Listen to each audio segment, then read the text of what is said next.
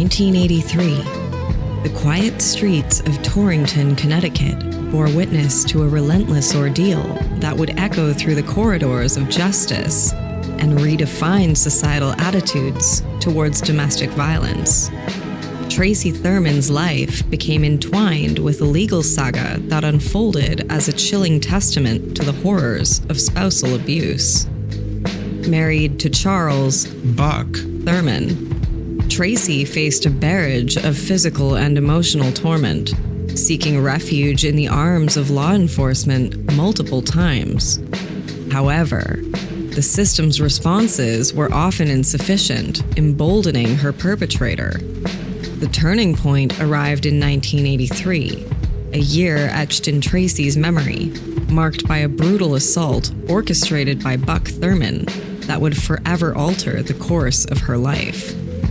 Tonight, we unravel the riveting tale of Tracey Thurman's fight for justice, a fight that extended beyond personal retribution to confront the systemic failures which perpetuated her suffering. The case of Thurman versus the city of Torrington stands as a cornerstone in the annals of domestic violence litigation, challenging the very institutions tasked with safeguarding lives. Greetings, everyone, and welcome back to Memento Mori Stories.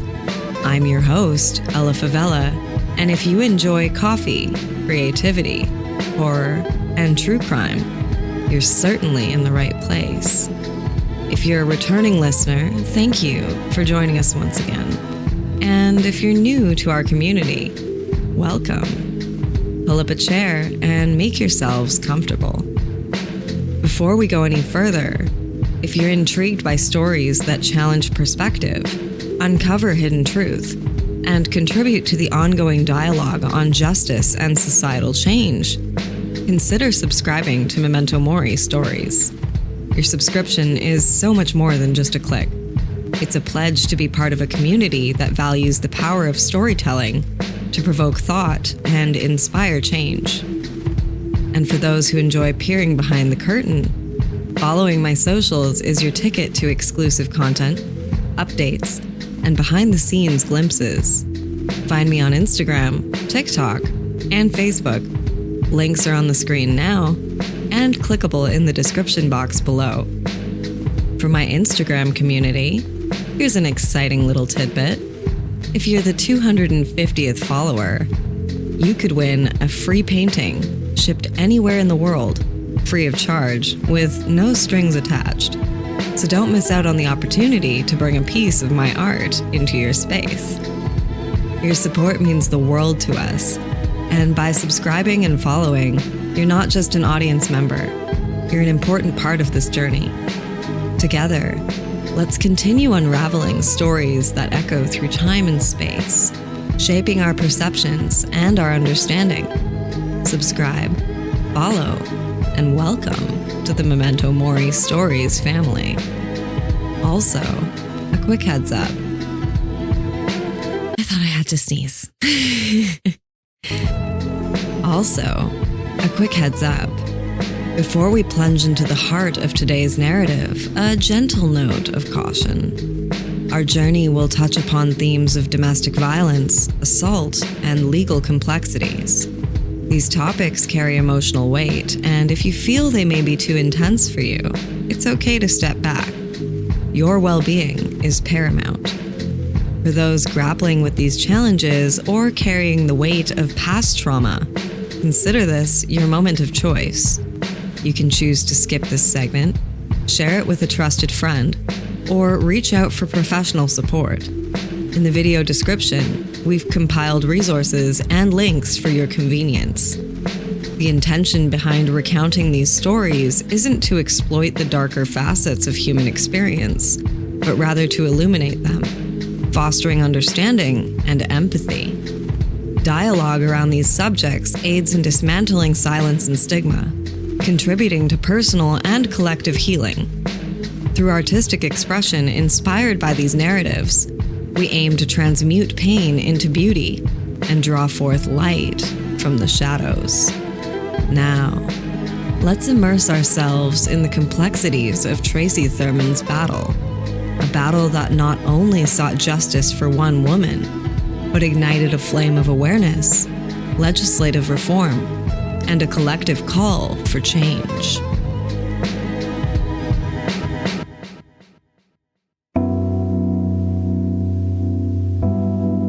In the cozy corners of Torrington, Connecticut, a town nestled in the embrace of serene landscapes, Tracey Thurman's life began. Born Tracey Lynette Motts in 1961, she traversed the early chapters of her existence against the backdrop of a typical New England community. Growing up in Torrington, Tracey's childhood unfolded in the rhythm of ordinary days. Little did the world know that this seemingly unremarkable girl would become a pivotal figure in the fight against domestic abuse. Her roots intertwined with the tapestry of a close-knit community, where familial bonds and local ties shaped her formative years. Tracey, like many others, found solace in the simplicity of life. A woman of warmth and resilience, she held her dreams and aspirations close to her heart. The echoes of her laughter and the cadence of her voice wove seamlessly into the fabric of Torrington's collective memory. Her early years were marked by the universal experiences of adolescence, where friendships blossomed and aspirations took hold. Tracey, an artist in her own right, channeled her creativity into expressions which reflected the vibrant hues of her personality. Art became her sanctuary, a means of communication in a world where words sometimes fell short. As she ventured into adulthood, the intricacies of love and relationships unfolded. Tracey's life took a turn when she crossed paths with Charles "Buck" Thurman. Their union, like any other, bore the promise of shared dreams and a future built on companionship. Little did Tracey anticipate that the storm would gather on the horizon, casting a shadow over the love that she once felt.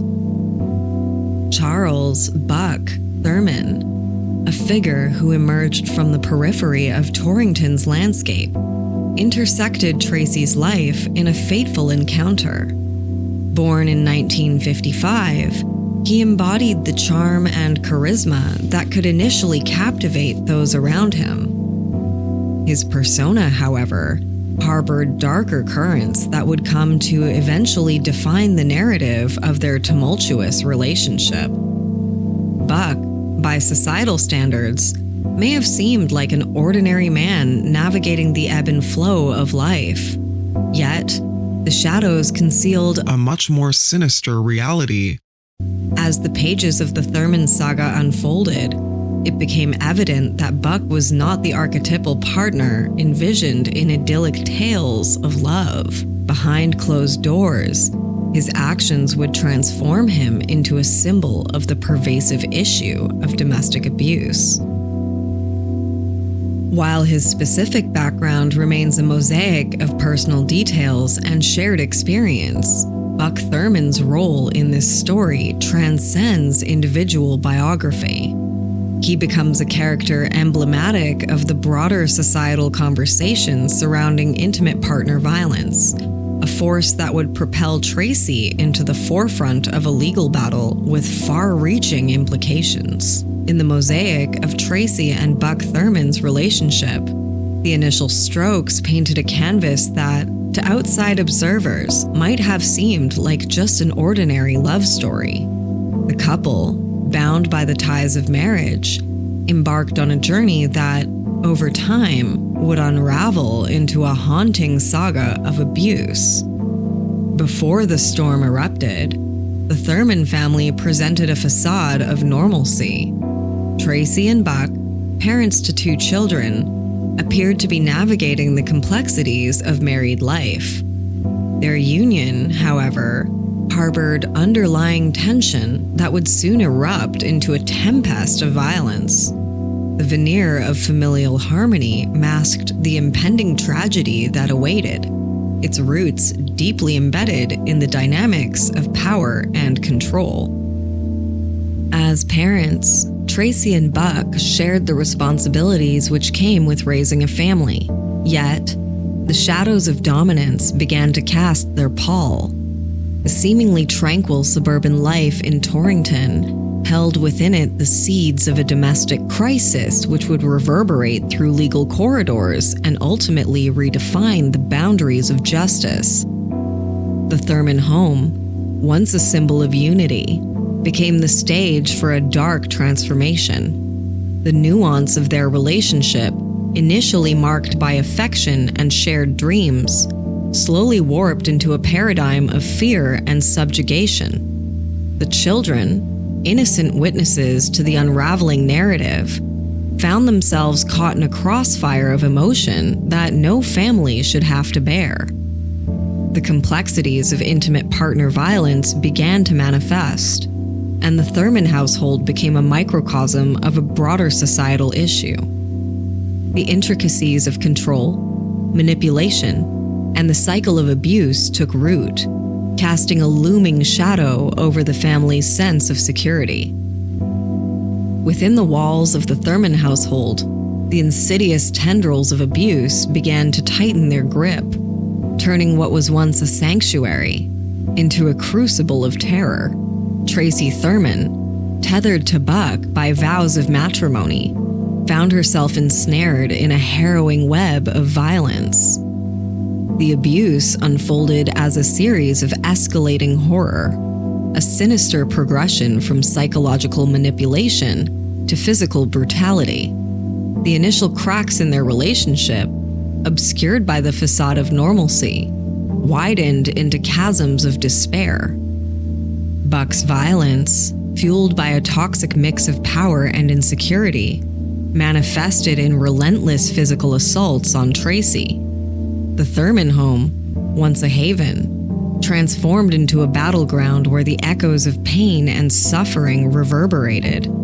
The cycle of abuse, characterized by a calculated balance of tension, violence, and contrition, ensnared Tracey in its malevolent dance.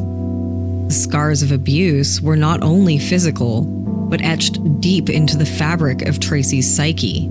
The trauma, inflicted in the privacy of their home, became a silent scream that resonated within her, a constant reminder of the betrayal of vows and the erosion of safety. The impact extended well beyond Tracey, casting a long shadow over the lives of the Thurman children, innocents caught in the maelstrom of their parents' tumultuous relationship.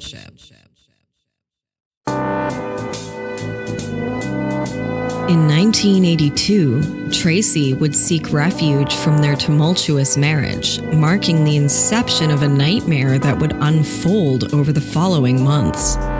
Their brief but violent union had left her battered, prompting her to take decisive steps to protect herself and their child, Charles Jr.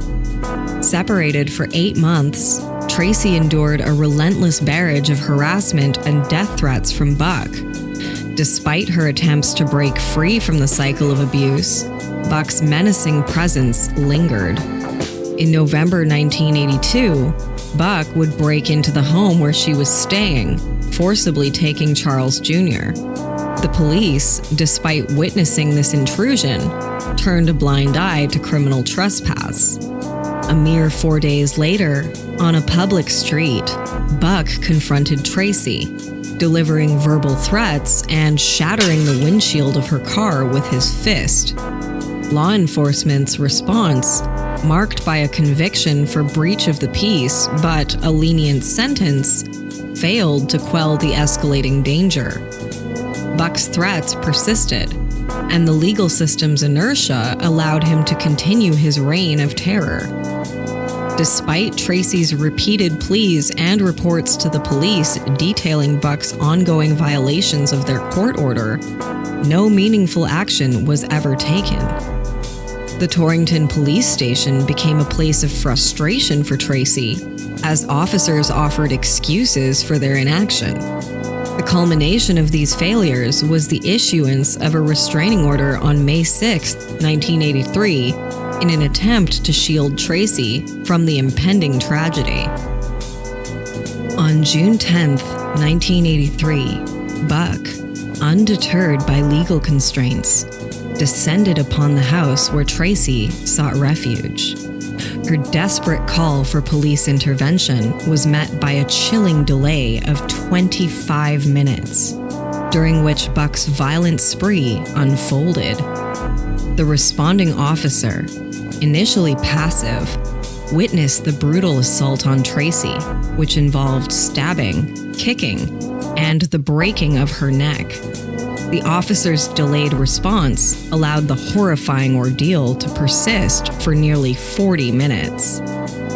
As the ambulance finally arrived, Buck's arrest was belatedly executed, following an attempt to attack paramedics and Tracey once again. Buck Thurman's conviction for assault carried a 20-year sentence, but a flawed justice system allowed him to serve less than 8 years. Tracey Thurman emerged from this ordeal with profound physical and emotional scars, spending 8 agonizing months in the hospital. Her life forever altered by the brutal attack she endured. The legal proceedings which ensued after Tracey Thurman's harrowing ordeal marked a pivotal juncture in the fight against domestic violence, leading to significant changes in the legal landscape and the treatment of such cases. Following the brutal attack on June 10, 1983, Tracey's pursuit of justice faced initial hurdles. Despite the severity of the assault, Buck Thurman's arrest was significantly delayed, allowing him to terrorize Tracey for an extended period of time. The flawed response from law enforcement underscored the prevailing challenges in addressing domestic violence cases during that era. The aftermath of the incident triggered a series of legal actions initiated by Tracey Thurman and her legal team. The legal battle aimed not only at holding Buck Thurman accountable, but also at seeking justice for the systemic failures which allowed the abuse to escalate unchecked. In the wake of the assault, Tracey, represented by attorney Burton Weinstein, filed a lawsuit against the Torrington Police Department and the city. The groundbreaking nature of this lawsuit lay in its assertion that law enforcement's inaction and negligence had directly contributed to Tracey's severe injuries. This legal strategy represented a bold and unprecedented attempt to hold authorities accountable for their failure to protect a victim of domestic abuse. The lawsuit, known as Thurman versus City of Torrington, argued that the police department's lack of intervention despite numerous complaints and warning signs constituted a violation of Tracey Thurman's constitutional rights. The legal team contended that the police's indifference and inadequate response had effectively enabled Buck Thurman to continue his reign of terror unabated. The case unfolded as a test of the legal system's ability to recognize and address domestic violence as a serious and pervasive issue. The legal team presented evidence of the repeated threats Tracey had reported to the police, the failure to enforce existing restraining orders, and the delayed response on the day of the brutal attack. Thurman versus City of Torrington became a landmark case in the fight against domestic violence, emphasizing the duty of law enforcement to protect individuals from harm within the confines of their own homes. The legal proceedings shed light on systemic flaws, prompting a reevaluation of law enforcement protocols in cases of domestic abuse.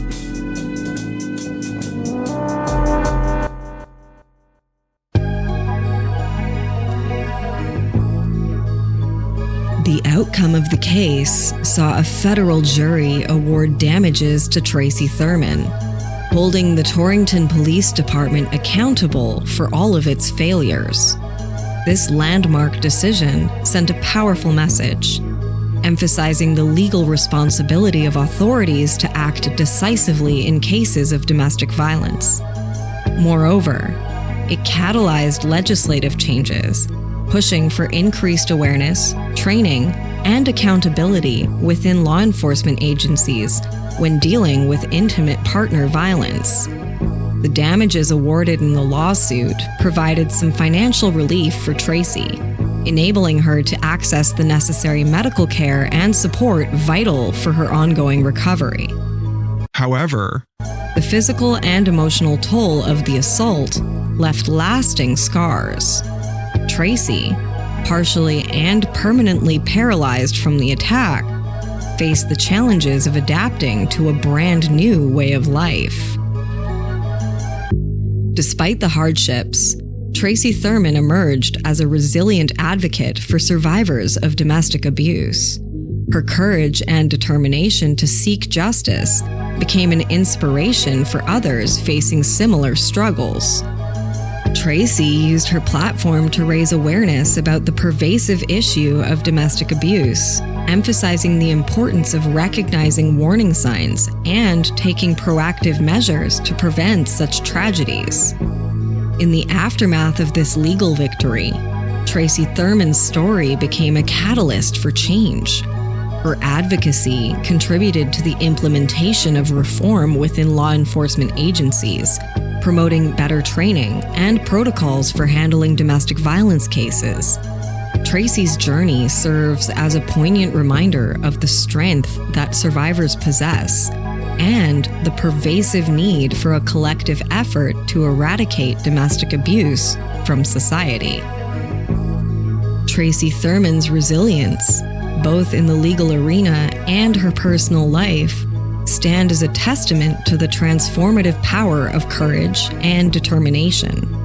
Her advocacy work, fueled by a desire to prevent others from experiencing the horrors which she endured, added a powerful chapter to the ongoing fight against domestic abuse.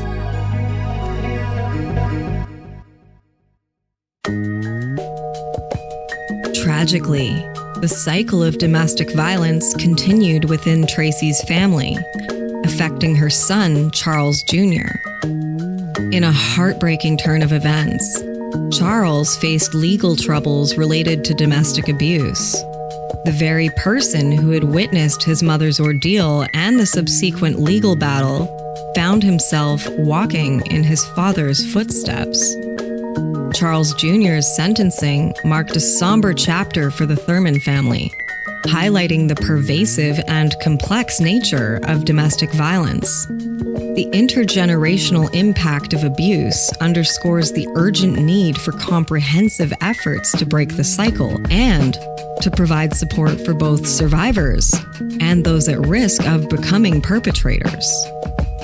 The Thurman family's journey serves as a stark reminder of the ongoing work required to address domestic violence comprehensively.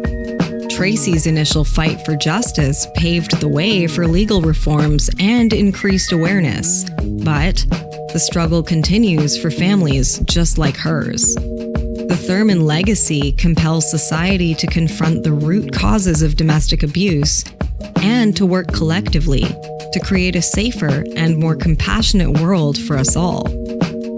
The case of Tracey Thurman stands as a haunting reminder of the dire consequences that unfold when cases of domestic abuse are not taken seriously, especially when women's voices are dismissed or ignored. Tracey's ordeal began with a tumultuous relationship that escalated into severe abuse, and tragically, the authorities repeatedly failed to intervene effectively. From the outset, Tracey faced difficulties in seeking protection. Despite obtaining a restraining order against her estranged husband, the legal system's response was woefully inadequate, but continued his campaign of terror, making numerous threats and violating court orders with impunity. The police, who should have been her protectors, offered flimsy excuses and failed to take decisive action. The pivotal moment occurred on June 10, 1983. As Buck assaulted Tracey in broad daylight, the lone officer present remained in his car, indifferent to the unfolding brutality. The officer's failure to intervene allowed the vicious attack to persist for an agonizing 25 minutes, during which Tracey suffered a brutal stabbing and a broken neck. This inaction by law enforcement sends a chilling message about the prevailing attitude towards domestic violence at the time. Women like Tracey were left vulnerable, with their pleas often falling on deaf ears. The case vividly illustrates the systemic shortcomings that often undermine the safety of domestic abuse survivors.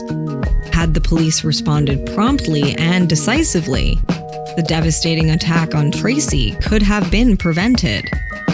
Moreover, the impact of children witnessing such violence cannot be overstated. Tracey and Buck's son, Charles Jr., bore witness to the horrors of his parents' tumultuous relationship.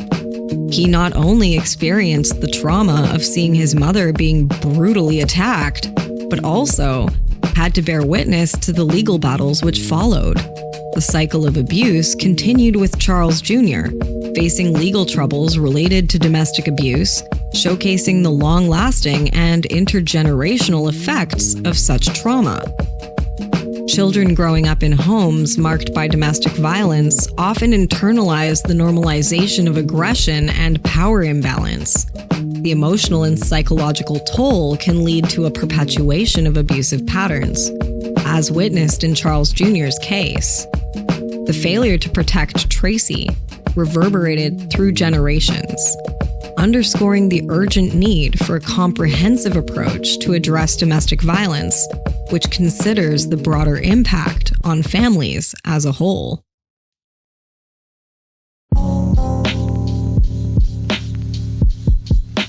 The repercussions of not taking women's complaints seriously in cases of domestic abuse extend far beyond the immediate incident. The Thurman case became a catalyst for legal reform, highlighting the need for a more proactive and empathetic approach by law enforcement. It underscores the importance of believing and supporting survivors when they come forward, as well as the necessity of comprehensive training for authorities to handle such cases sensitively. Tracey's story is a painful testament to the entrenched bias and shortcomings in addressing domestic violence. It serves as a rallying cry for continued efforts to reform legal systems, to educate the public, and to break the cycle of abuse which plagues countless families. The impact of not taking women seriously is not only measured in the physical harm suffered, but also in the profound and lasting scars left on families and communities. Addressing and preventing domestic violence requires a concerted effort from society, as it is a complex issue, deeply rooted in power dynamics, cultural norms, and systemic failures. To create meaningful change, various sectors must work collaboratively to provide support, raise awareness, and to challenge ingrained beliefs which perpetuate violence. In my opinion, 10 areas of focus should and rightfully could be the following. Number 1, education and awareness. Comprehensive education on healthy relationships, consent, and the consequences of domestic violence is essential. Schools, community organizations, and workplaces can play a crucial role in fostering awareness and challenging harmful stereotypes. By promoting respectful behavior and communication, society can help break the cycle of violence. Second, legal reforms and enforcement. Strengthening laws related to domestic violence and ensuring their consistent enforcement are vital steps. Authorities must take every complaint seriously, conduct thorough investigations, and provide protection to survivors. Legal process should prioritize the safety and well-being of survivors and hold perpetrators accountable. Third, support services. Adequate support services, including shelters, counseling, and helplines, are indispensable for survivors of domestic violence. Funding and resources should be allocated to organizations which provide assistance, ensuring survivors have a safe space to heal and rebuild their lives. Community engagement, by means of building supportive communities, is essential. Neighborhoods, religious institutions, and community centers can organize events and campaigns to raise awareness about domestic abuse. Encouraging open dialogue and creating spaces for survivors to share their stories without judgment helps to reduce stigma and isolation. Next, encouraging bystanders to intervene when they witness potentially harmful situations is crucial. Training programs can equip individuals with the skills to safely and effectively intervene, fostering a culture of collective responsibility for preventing domestic abuse. Moreover, workplaces can contribute to the fight against domestic violence by implementing policies which support survivors and hold perpetrators accountable. Corporate responsibility by way of training programs for employees on recognizing and addressing domestic violence can create safer environments as a whole. The media also plays a powerful role in shaping societal attitudes. Responsible reporting on domestic violence, featuring diverse narratives and avoiding sensationalism, contribute to changing public perception. Media campaigns are effective tools for disseminating information and encouraging positive behavior. Additionally, recognizing the mental health impact of domestic violence is crucial. Accessible mental health services can help survivors and their families cope with trauma. Eliminating the stigma around seeking mental health support contributes to a healthier society overall. Penultimately, engaging men and boys in conversations about toxic masculinity and gender equality is vital. Men can become allies in the fight against domestic violence by challenging harmful stereotypes and actively promoting respectful behavior. Finally, advocacy for policies which address the root causes of domestic violence, such as inequality and discrimination, is essential. Collaborating with policymakers to develop and implement effective, survivor-centered solutions ensures a holistic approach to prevention and intervention. By addressing domestic violence comprehensively and involving various sectors of society, we can foster an environment where survivors are believed, supported, and empowered, and where perpetrators are held accountable. Breaking the cycle of domestic abuse requires a collective commitment to creating a culture of respect, equality, and safety for all.